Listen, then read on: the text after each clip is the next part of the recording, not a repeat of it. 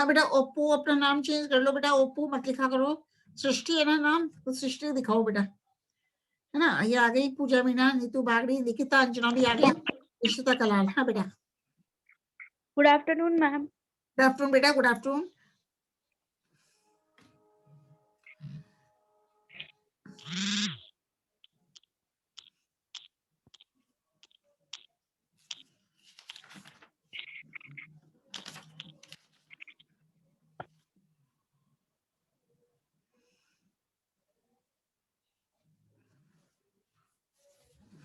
ज्योति सेन आ गई।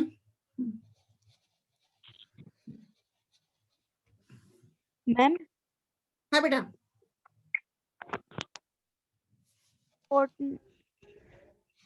हाँ botany, botany ma'am हम प्रैक्टिकल के लिए तो फाइल लेके आनी है और पेजेस लेके आने हैं और हाँ बुक बेटा, लेके आनी है क्या? हाँ बुक भी लेके आओ बेटा, प्रैक्टिकल की बुक तो ले ही आओ, क्योंकि प्रैक्टिकल की बुक में आप मार्क रिकॉर्ड करो। भी चाहिए। क्या बेटा? रिकॉर्ड भी लाना है क्या?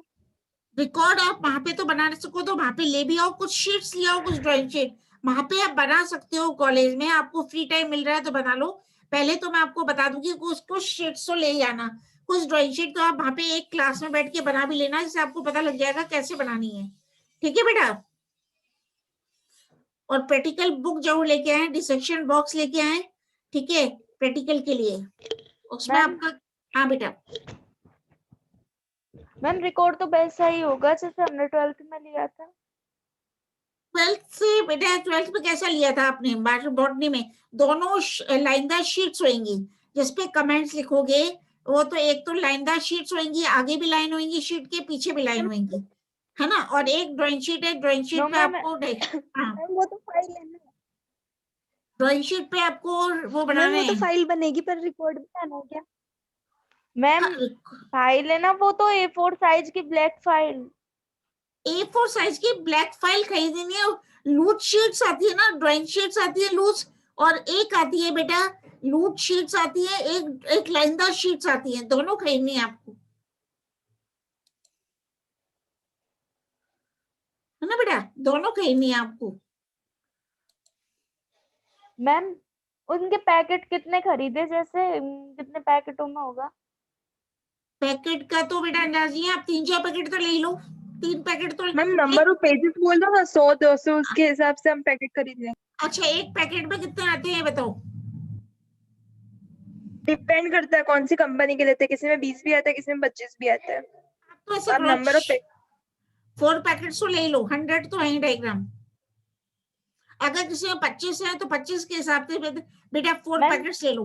हाँ मैम मैम दोनों तरह के 4 पैकेट ले ले, लाइन वाले और बिल्कुल। नहीं, दोनों तरह के जो पैकेट्स लो, एक ही लेना पैकेट्स, एक समान ही लेना, 4 पैकेट्स। जैसे एक पैकेट में आपके अगर 25 ड्राइंग शीट्स आती हैं, तो दूसरे 4 पैकेट ले लो तो 100 ड्राइंग शीट्स हो गई ना, तो इतना आपको बनाना है। मैम ड्राइंग शीट के लिए नहीं बोल रहे, मैम लाइन वाले पेजेस के लिए। नहीं, लाइन वाले भी तो चाहिए। लाइनदार पेज भी तो लोगे ना बेटा, और ड्राइंग शीट्स भी लोगे ही। हाँ वही मैम। लाइन वाले पेजेस कितने ले? 4 पैकेट लाइन वाले पेजेस के भी ले लें क्या? लाइन वाले पेज भी लेने हैं बेटा, वो भी आप 4 पैकेट उसके ले लो, और लाइन वाले पेज, क्योंकि आपके जूलॉजी में भी काम आ जाएंगे बेटा वो तो, यस मैम। Yes ma'am. है ना। ये आपके लाइन वाले पेज बॉटनी में काम ही आएंगे, ये जूलॉजी में भी काम आ जाएंगे, तो आपका मतलब कोई वेस्ट नहीं जाएंगे ये पेपर, है ना बेटा। Yes ma'am. क्योंकि आपकी मेहनत भी वेस्ट नहीं जाएगी, और आपका जो परचेजिंग मटेरियल है वो भी वेस्ट नहीं जाएगा, आपको जूलॉजी में भी मैम करने हैं। हाँ बेटा, मैम प्रैक्टिकल बुक किस नाम से आती है? प्रैक्टिकल बुक बेटा बॉटनी वनस्पति विज्ञान के नाम से आएगी, मतलब वनस्पति विज्ञान, प्रायोगिक वनस्पति विज्ञान, इस नाम से आएगी।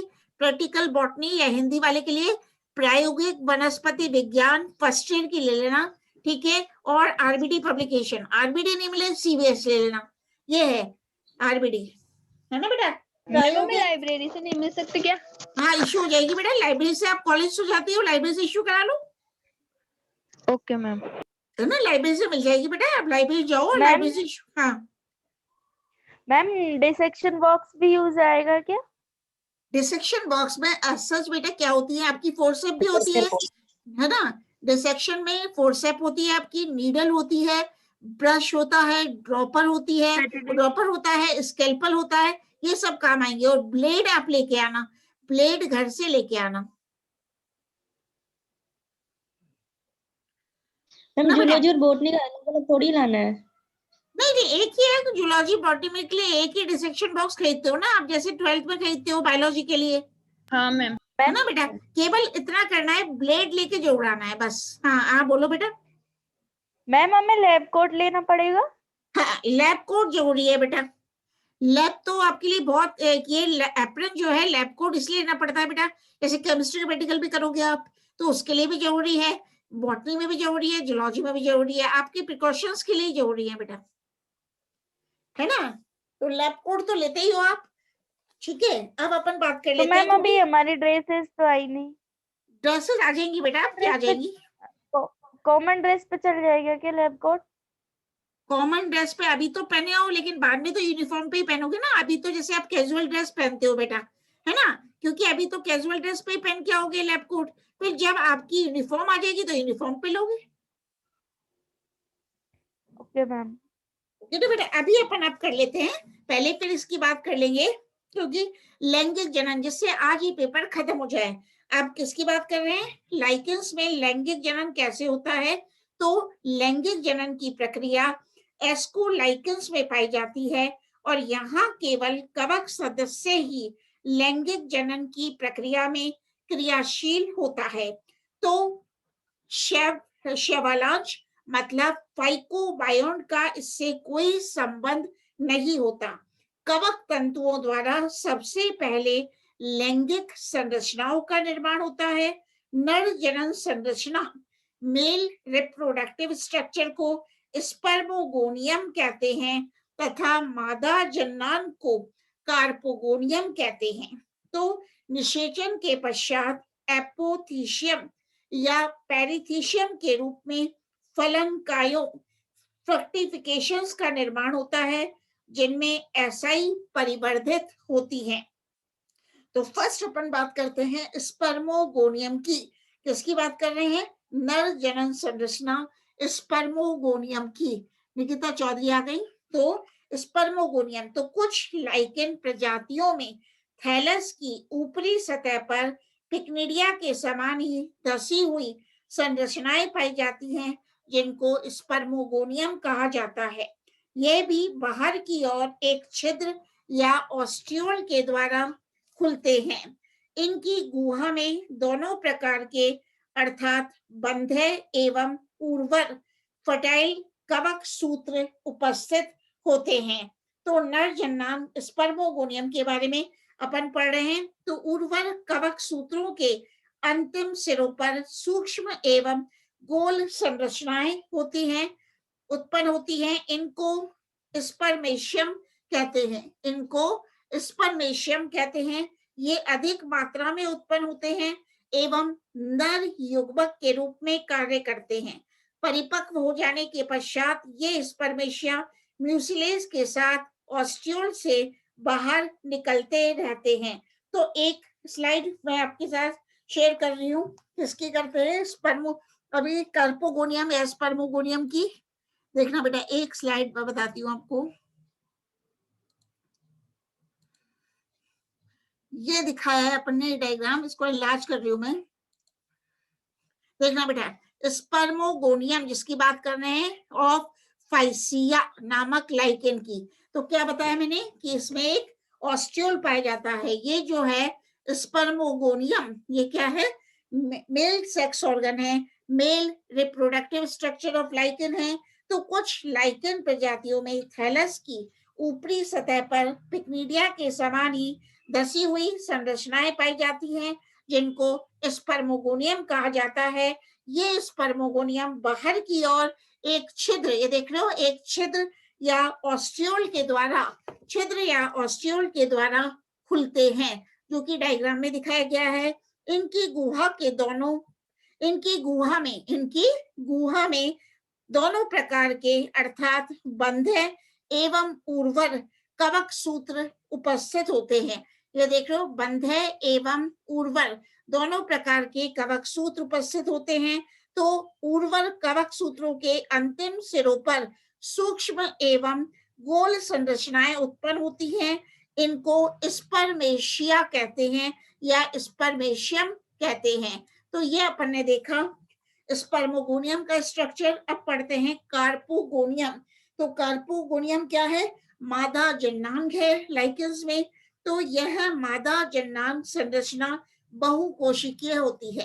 कार्पोगोनियम कैसा होता है? मल्टी सेल्यूलर होता है। और कार्पोगोनियम का आधारीय भाग कुंडलित होता है, जैसे एस्कोगोनियम कहते हैं, जबकि ऊपरी हिस्सा ऐंठा हुआ एवं नलिकाकार होता है। तो अपन देखते हैं कि इसे मतलब कार्पोगोनियम का वह हिस्सा जो ऐंठा हुआ होता है, ट्यूब लाइक होता है, नलिकाकार होता है, उसे ट्राइकोगाइन या ग्रीवा कहते हैं। तो मज्जा के किसी भी कवक सूत्र द्वारा कार्पोगोनियम का निर्माण होता है तथा इसका आधारीय एस्कोगोनियम वाला हिस्सा मज्जा में ही धसा रहता है। इसके विपरीत ट्राइकोगाइन थैलस सतह के ऊपर निकली हुई एक जिलेटिनी संरचना के रूप में दिखाई पड़ती है। अब बात करते हैं निषेचन की, फर्टिलाइजेशन की। तो मुक्त हो जाने के पश्चात स्पर्मेशिया ग्रीवा या ट्राइकोगाइन के ऊपरी भाग में चिपक जाते हैं। इन दोनों के बीच की भित्ति के गल जाने से स्पर्मेशिया की अंतर वस्तुएं ट्राइकोगाइन के भीतर प्रवेश कर सकती हैं या कर जाती हैं, परंतु यह नहीं कहा जा सकता है कि इन दोनों के केंद्रकों का संलयन होता है अथवा नहीं। अब बात करते हैं लाइकेंस में पोस्ट फर्टिलाइजेशन चेंजेस, मतलब post fertilisation changes in lichens. तो यह निम्न प्रकार के होते हैं। पहला है ट्राइकोगाइन धीरे धीरे नष्ट हो जाती है। पोस्ट फर्टिलाइजेशन चेंजेस में क्या होता है? पहला है ट्राइकोगाइन धीरे धीरे नष्ट हो जाती है। दूसरा है एस्कोगोनियम से एस्कोजन तंतु विकसित होते हैं। और तीसरा है हुक या क्रोजियर का निर्माण एस्कोजन तंतुओं के ऊपरी सिरे पर सीधे ही होता है। इनसे एसाई परिवर्धित होते हैं। चौथा है एस्कस का द्विगुणित केंद्रक अर्धसूत्री तथा 2 समसूत्री विभाजनों के द्वारा 8 एस्कोस्पोर्स बनाता है। इस प्रकार विकसित एसाई एस्कोजन कवक तंतु एस्कोगोनिया के चारों ओर वृद्धिशील पैराफाइसिस या बंधे कवक सूत्र सभी मिलकर संगठित रूप से एक फलनकाय का निर्माण करते हैं। यह एपोथीशियम या पैरेथीशियम प्रकार का होता है। अब बात करते हैं एपोथीशियम। अन्य एस्कोमाइसिडी सदस्य के एपोथीशिया के समान ही यह कप या प्यालेनुमा गोलाकार संरचना होती है तथा अनेक लाइकेन प्रजातियों जैसे क्लेडोनिया, पार्मेलिया एवं लेसिडिया में इस प्रकार के मतलब एपोथीशियम फलनकाय पाए जाते हैं। इनका रंग पीला, गुलाबी, लाल, भूरा या काला होता है। तो लेसिडिया एवं क्लेडोनिया में एपोथीशियम केवल कवक तंतुओं के बने होते हैं, जबकि पार्मेलिया एवं फाइसिया के एपोथीशियम में कवक घटक के साथ साथ शैवालांश भी पाए जाते हैं। तो प्रत्येक एपोथीशियम की मुख्य संरचना में 2 भाग क्रोड, मार्जिन्स एवं डिस्क या बिंब पाए जाते हैं। इनकी आंतरिक संरचना के लंबवत काट का अध्ययन करने पर यह एपोथीशियम निम्न भागों में विभेदित दिखाई देती है। तो एक स्ट्रक्चर एपोथीशियम का और शेयर कर रही हूं मैं आप लोगों के साथ। एक मिनट बेटा, इसको एनलार्ज करते हैं।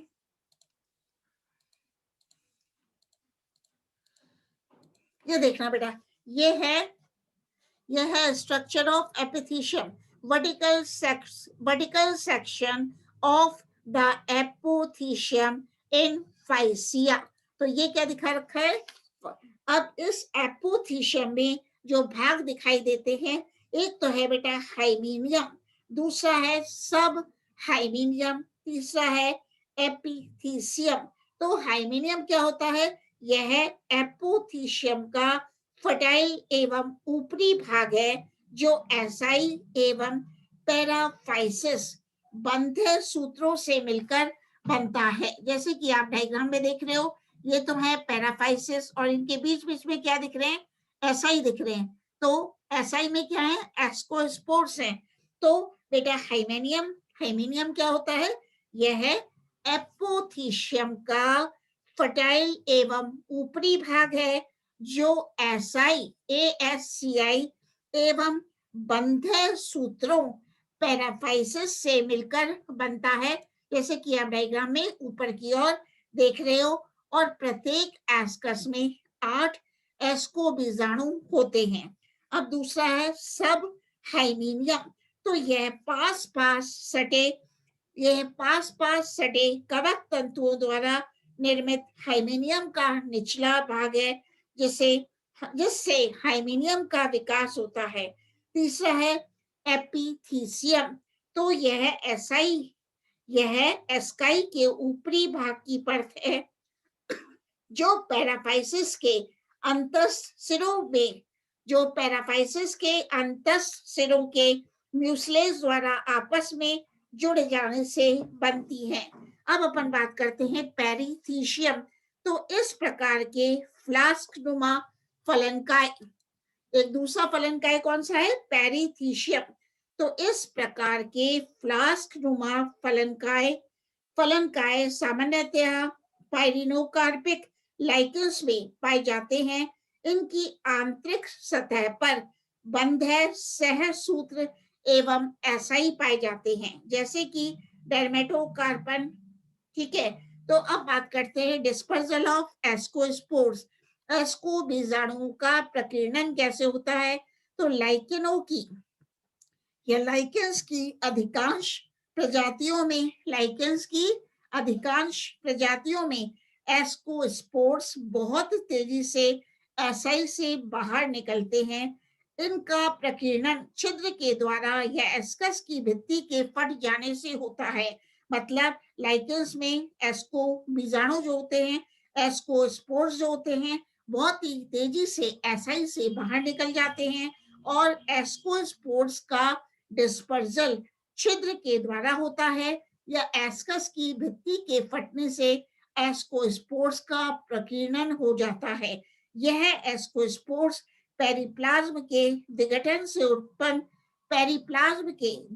से उत्पन्न म्यूसिलेज में लिपटे हुए प्रकीर्णन करते हैं। तो एस्को बीजाणु उपयुक्त अधोस्तर पर गिरने पर अंकुरित होकर नया कवक तंतु बनाते हैं। कवक तंतु उपयुक्त शैवाल घटक के संपर्क में आकर नया लाइकेन थैलस बनाते हैं। 10,000 में एक बार कवक तंतु के संपर्क में उपयुक्त शैवाल आता है, जिससे लाइकेन थैलस का निर्माण हो पाता है। अब बात करते हैं बेटा economic importance of lichens. Lichens के आर्थिक महत्व क्या है? तो what are the beneficial activities of lichens?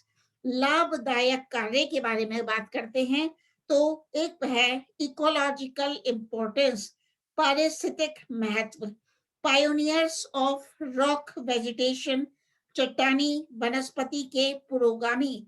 तो शैल अनुक्रमण लिथोसियर की प्रक्रिया में लाइकेन प्रथम उपनिवेशी कॉलोनाइजर्स होते हैं, और इस प्रक्रिया में मतलब शैल अनुक्रमण लिथोसियर में विभिन्न परपटी में लाइकेन पायोनियर वेजिटेशन के रूप में उत्पन्न होते हैं, एवं इस प्रकार अनुक्रमण सक्सेशन की प्रक्रिया को प्रारंभ करते हैं। मतलब जो लाइकेंस हैं, परपटी में लाइकेंस हैं, वो क्या होता है बेटा? सक्सेशन, अनुक्रमण की प्रक्रिया को प्रारंभ करते हैं, और विभिन्न प्रकार के कार्बनिक अम्लों, ऑर्गेनिक एसिड्स जैसे हाइड्रोकार्बन एसिड, जैसे हाइड्रोकार्बनिक एसिड एवं ऑक्सैलिक एसिड का स्राव करके पर्पटी में लाइकेन इन चट्टानों के वेदरिंग का कार्य करते हैं। इस प्रक्रिया को बायोलॉजिकल वेदरिंग भी कहते हैं एवं इसकी वजह से मृदा का निर्माण होता है तथा पादप अनुक्रमण की प्रक्रिया आगे बढ़ती है, जैसे कि लसीडिया एवं राइजोकार्पन इत्यादि। कुछ लाइकेन प्रजातियों शैल अनुक्रमण की प्रक्रिया में पुरोगामी प्रजातियों का कार्य करती हैं। दूसरा लेते हैं सॉइल फॉर्मर्स, मृदा निर्माता। तो लाइकेन चूंकि चट्टानों के प्रथम क्रमिक पादप होते हैं, इसलिए इनकी सक्रियता से चट्टानों की कठोर सतह कणों के रूप में विखंडित होने लगती है। इनका अपक्षय वेदरिंग प्रारंभ हो जाता है। मतलब लाइकेंस के द्वारा क्या होता है कि लाइकेंस की सक्रियता के द्वारा चट्टानों की कठोर सतह कणों के रूप में विखंडित होने लगती है और इस प्रक्रिया को क्या कहते हैं, वेदरिंग कहते हैं। तो लाइकेन के क्रमिक मृत्यु एवं क्षय से इनके अवशेष शैल कणों से मिलकर मृदा का निर्माण करते हैं, जिसके फलस्वरूप यह अन्य पादपों के उपनिवेशन के योग्य हो जाती है। अब बात करते हैं lichens as air pollution indicator, वायु प्रदूषण सूचक। तो वायु प्रदूषण एयर पॉल्यूशन के प्रति लाइकेंस अत्यंत संवेदनशील होते हैं। विशेषकर सल्फर डाइऑक्साइड या सल्फर डाइऑक्साइड की उपस्थिति को ये बिल्कुल भी सहन नहीं कर सकते। मतलब सल्फर डाइऑक्साइड या सल्फर डाइऑक्साइड की उपस्थिति को लाइकेंस बिल्कुल भी सहन नहीं कर सकते तथा वातावरण में यदि सल्फर डाइऑक्साइड SO2 की सांद्रता बहुत अधिक हो जाए तो लाइकेंस की मृत्यु भी हो जाती है। अतः किसी क्षेत्र विशेष में लाइकेंस की आबादी में धीरे धीरे आने वाली कमी वायु प्रदूषण का सूचक होती है। मतलब अगर अपन देखते हैं एयर पॉल्यूशन होते हैं, तो जो वायु प्रदूषण होता है, एयर पॉल्यूशन होता है, तो जब सल्फर डाइऑक्साइड की मात्रा अत्यधिक होती है एनवायरमेंट में, तो लाइकेंस की मृत्यु हो जाती है। अब अपन नेक्स्ट बात करते हैं सोर्स ऑफ फूड। कौन कौन से ऐसे लाइकेंस हैं जिन्हें भोजन के रूप में प्रयोग किया जाता है? तो आर्कटिक एवं साइबेरिया प्रदेशों में लाइकेन प्रजातियां भोजन के महत्वपूर्ण घटक हैं, जैसे कि बेटा क्लेडोनिया रेंजीफेरिना, स्कैंडिनेवियाई देशों तथा आइसलैंड में अकाल एवं अभाव की स्थिति में मनुष्य द्वारा भोजन के रूप में प्रयुक्त की जाती है।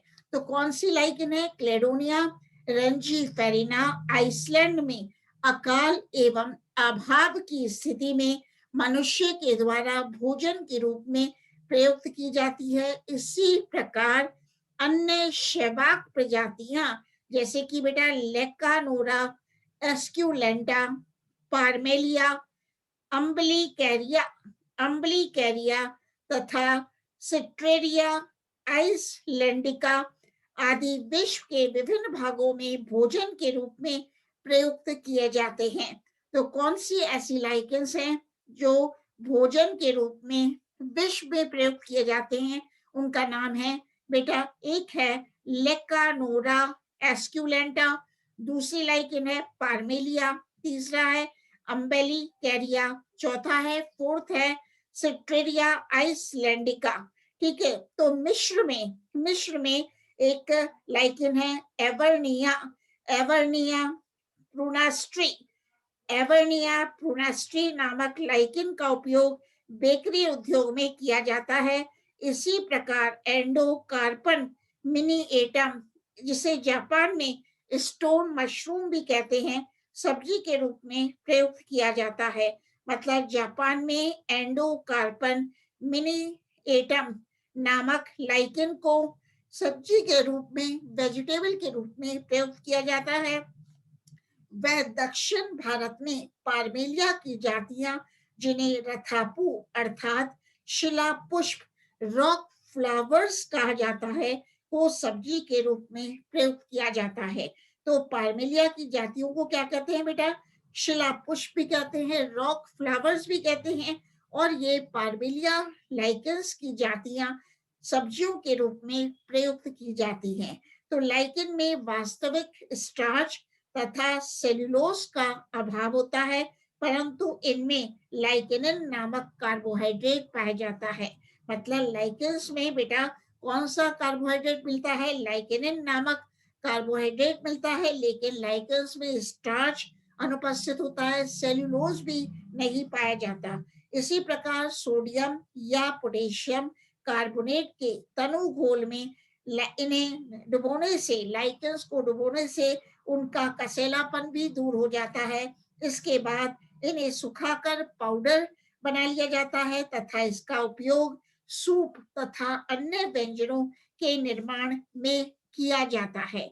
और अब अपन बात करते हैं कौन सी ऐसी लाइकेंस है जो पशु आहार के रूप में प्रयोग की जाती हैं। These lichens are also serving as the food for animals. तो कौन सी है? एस्पीसीलिया, एस्पीसीलिया कैल्केरिया एक ये लाइकेन है। एस्पीसीलिया कैल्केरिया, लेकेनोरा सेक्सिकोला आदि लाइकेंस अनेक जीवों जैसे लार्वा, दीमक, घोंघो आदि द्वारा भोजन के रूप में प्रयोग किए जाते हैं। इसी प्रकार लोबेरिया पल्मोनेरिया, लोबेरिया पल्मोनेरिया एक है। एवर्निया, एवर्निया प्रूनास्ट्री, एवर्निया प्रूनास्ट्री व रेमालाइना व रेमालाइवा, रेमालाइवा फ्रेक्सिनिया आदि लाइकेन पशुओं के चारे के रूप में उपयोगी हैं। तो कौन कौन सी ऐसी लाइकेंस हैं जो कि पशु आहार के रूप में उपयोगी हैं? उनके नाम है लोबेरिया पल्मोनेरिया, ठीक है। एक है, एक कौन सी है? एवर्निया, एवर्निया प्रूनास्ट्री नामक लाइकेंस फूड फॉर एनिमल्स के रूप में प्रयोग किए जाते हैं। इन्हें पानी में भिगोने पर कड़वे यौगिक दूर हो जाते हैं, जिसके पश्चात इन्हें चारे के रूप में प्रयोग किया जाता है। इसी प्रकार टुंड्रा रीजन, टुंड्रा प्रदेश में क्लेडोनिया रेंजीफेरा लाइकेन, जिसे रेंडियर मॉस भी कहते हैं, बारहसिंगा का प्रमुख भोजन है। तो बारहसिंगा रेंडियर का प्रमुख भोजन कौन सी लाइकेन है? क्लेडोनिया रेंजीफेरा है। और क्लेडोनिया रेंजीफेरा को क्या कहते हैं? रेंडियर मॉस भी कहते हैं। इसी प्रकार एलेक्टोरिया, एलेक्टोरिया जुबेटा तथा सिट्रेरिया आइसलैंडिका घोड़ों, गायों, बैलों एवं सूअरों का भी प्रिय भोजन है। अब बात करते हैं medicinal uses of lichens, lichens के औषधीय उपयोग। तो औषधियों के रूप में लाइकेंस अत्यधिक महत्वपूर्ण है तथा विभिन्न रोगों के उपचार में लाइकेंस का प्रयोग किया जाता है। जैसे कि बेटा पेल्टीजेरा कैनिना, पेल्टीजेरा कैनिना जिसको कि डॉग लाइकेन कहते हैं, का उपयोग हाइड्रोफोबिया रोग के उपचार में किया जाता है। इसी प्रकार लोबेरिया पल्मोनेरिया जंगवर्ड का उपयोग फेफड़ों की बीमारियों के उपचार एवं श्वास रोगों में किया जाता है। इसी प्रकार बेटा एवर्निया फरफेसिया, एवर्निया फरफेसिया का उपयोग खांसी के उपचार में करते हैं। इसी प्रकार जेंथोरिका, जेंथोरिका, जेंथोरिका पेरिटीना का उपयोग पीलिया के उपचार में किया जाता है। इसके अतिरिक्त बेटा कौन सी एल्गी है? असनिया, सिट्रिया या असनिया है। क्लेडोनिया का उपयोग प्रतिजैविक औषधि एंटीबायोटिक के रूप में किया जाता है। असनिया एवं क्लेडोनिया के पादप शरीरों से, पादप शरीरों से असनिक एसिड, असनिक एसिड प्राप्त होता है, जिसमें प्रतिजैविक गुण पाए जाते हैं। इसको जलन एवं घाव के मरहम तैयार करने के लिए काम में लिया जाता है। तो कौन से ऐसे लाइकेंस हैं जिनको मेडिसिनल औषधीय उपयोग में काम में लिया जाता है? एक बेटा है लोबेरिया पल्मोनेरिया का उपयोग फेफड़ों की बीमारियों के उपचार में किया जाता है। एवं लोबेरिया पल्मोनेरिया को किसके यूज में लिया जाता है? श्वास रोगों में भी इसका उपयोग किया जाता है। इसी प्रकार बेटा लाइकेंस कौन कौन सी है? असनिया है, असनिया आइसलैंडिका क्लेडोनिया का उपयोग एंटीबायोटिक के रूप में किया जाता है। असनिया एवं क्लेडोनिया के पादप शरीरों से असनिक एसिड प्राप्त होता है जिसमें प्रतिजैविक गुण पाए जाते हैं, अतः इसको जलन एवं घाव के मरहम तैयार करने के लिए काम में लिया जाता है। एक अन्य प्रजाति है असनिया बारबेटा। असनिया बारबेटा का उपयोग पाल मजबूत करने के लिए किया जाता है एवं मूत्र रोगों के उपचार के लिए भी किया जाता है। इसी प्रकार पार्मेलिया सेक्सेटिलिस नामक लाइकेंस का उपयोग मिर्गी एपिलेप्सी के उपचार के लिए करते हैं। अब बात करते हैं परफ्यूमरी, सुगंधी एवं इत्र उद्योग में कौन से ऐसे लाइकेंस हैं जिनका किसमें उपयोग किया जाता है परफ्यूम बनाने में? तो रेमेलिना एवं एवर्निया के पादप शरीरों से विशेष प्रकार की सुगंध निकलती हैं, अतः इनका उपयोग रेमेलिना एवं एवर्निया का उपयोग धूप, हवन सामग्री एवं साबुन बनाने के लिए किया जाता है। अन्य लाइकेन प्रजातियों जैसे एवर्निया प्रून एस्ट्राई का उपयोग करके इत्र तैयार किए जाते हैं। उसी प्रकार tanning and dyeing ma'am industry, चमड़ा रंगाई एवं रंजक उद्योग में भी लाइकेंस को प्रयोग किया जाता है। तो परंपरागत रूप से अनेक लाइकेन प्रजातियों को चर्म शोधक एवं रंजक के रूप में काम में लिया जाता है। कौन कौन सी लाइकेंस हैं? एक है सिट्रेरिया आइसलैंडिका के पादप शरीर से प्राप्त लेकोनेरिक एसिड एवं कार्बनिक अम्ल को चर्म शोधन में प्रयुक्त किया जाता है। हाँ बेटा कुछ बोल रहे थे आप, कुछ बोल रहे थे? हाँ बोलो बेटा, कुछ बोल रहे थे कोई? बोलो बेटा बोलो, आगे चलते हैं चलो। एक अन्य प्रजाति रोसेला टिंक्टोरिया से कपड़ों की रंगाई के लिए बैगनी रंग एवं अम्ल तथा क्षार की जांच के लिए लिटमस प्राप्त होता है। तो अब अपन देखते हैं कौन से ऐसे लाइकेंस हैं जिनका किण्वन एवं आसवन उद्योग में प्रयोग किया जाता है। तो असनिया फ्लोरिडा क्लेडोनिया रेंजी फेरिना, एक है रेमालिना फ्रेक्सिनिया एवं एवर्निया प्रूनेस्ट्री इत्यादि लाइकेन प्रजातियों से स्वीडन एवं रूस में शराब बनाई जाती है। इसी प्रकार लोबेरिया पल्मोनेरिया के किण्वन द्वारा बियर बनाई जाती है। लाइकेनों में एक विशेष प्रकार का कार्बोहाइड्रेट लाइकेनिन भी पाया जाता है और कुछ अदर यूजेस है। मैम पहला है, हाँ बेटा बोलो। मैम किण्वन क्या होता है? किण्वन का मतलब है बेटा फर्मेंटेशन जानते हो? जैसे दही कैसे बनता है? मतलब एक बैक्टीरिया है लैक्टोबैसिलस जो फर्मेंटेशन करके दही बनाता है। मतलब फर्मेंटेशन की प्रक्रिया को बोलते हैं किण्वन। मतलब पहला यूज क्या है, अन्य उपयोग बता रही हूँ। लाइकेन के शैवाल घटक में उपस्थित नील हरित शैवाल प्रजातियां स्थिरीकरण का कार्य करती हैं। लाइकेन के शैवाल घटक में उपस्थित नील हरित शैवाल प्रजातियां नाइट्रोजन फिक्सेशन का कार्य करती हैं। ये सीमित मात्रा में अपने इकोसिस्टम को नाइट्रोजनी पदार्थ प्रदान करती हैं। दूसरा है लेकानोरा एस्क्यूलेंटा से कैल्शियम ऑक्सलेट प्राप्त होता है। नेक्स्ट है लाइकेनिन नामक शर्करा की उपस्थिति के कारण लाइकेन के चूरे को उबालने पर एक गाढ़ा म्यूसिलेजिनस घोल बन जाता है। इसका उपयोग कल्चर मीडियम के रूप में कवक एवं जीवाणु के संवर्धन के लिए किया जाता है। अब बात करते हैं हार्मफुल इफेक्ट्स ऑफ लाइकेंस हानिकारक कार्य। पहला है फॉरेस्ट फायर।